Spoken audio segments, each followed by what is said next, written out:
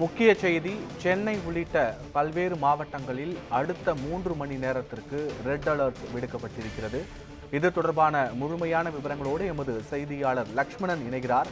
லக்ஷ்மணன், அடுத்த 3 மணி நேரத்திற்கு எந்தெந்த மாவட்டங்களுக்கு ரெட் அலர்ட் விடுக்கப்பட்டிருக்கிறது, எந்தெந்த மாவட்டங்களில் அதி கனமழை பெய்யக்கூடும், மீனவர்களுக்கான எச்சரிக்கை ஏதேனும் உள்ளதா? விவரங்கள் என்ன?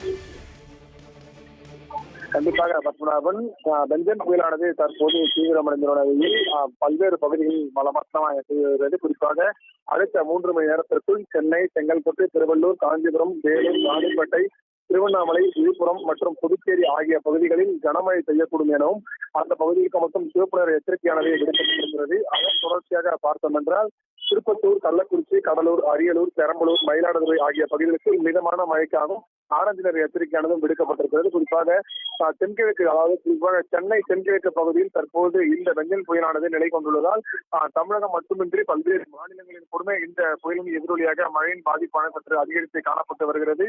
அந்த எதிரொலியாக தான் தற்போது அடுத்த 7 மாவட்டங்களுக்கு தொடர்ந்து சிவப்பு நிற எச்சரிக்கையானது விடுக்கப்பட்டிருக்கிறது. குறிப்பாக 4 மாவட்டங்களுக்கும் ஆரஞ்சு நிற எச்சரிக்கையானதும் விடுக்கப்பட்டுள்ளது. குறிப்பாக அடுத்த 3 மணி நேரத்திற்குள் சென்னை உட்பட பல்வேறு பகுதிகளில் பலத்த மழை பெய்யக்கூடும் எனவும் கூறப்பட்டிருக்கிறது. குறிப்பாக அடுத்த 3 மணி நேரம் மட்டுமல்லாமல் கரையை கடப்பது வரை சென்னை புறநகர் பகுதிகளுக்கு பலத்த மழைக்கான வாய்ப்பு உள்ளதாகவும் கூறப்பட்டது. குறிப்பாக நேற்று மிதமான முதல் பலத்த மழை பெய்த நிலையில் இன்று மிக கனமழையான வாய்ப்பு உள்ளதாகவும் கூறப்பட்டிருந்த நிலையில் சென்னை புறநகர் பகுதியில் கடந்த ஒரு 12 மணி நேரமாக பலத்த மழையானது பெய்து வருகிறது என்பதும் குறிப்பிடத்தக்கது. பத்மநாபன்,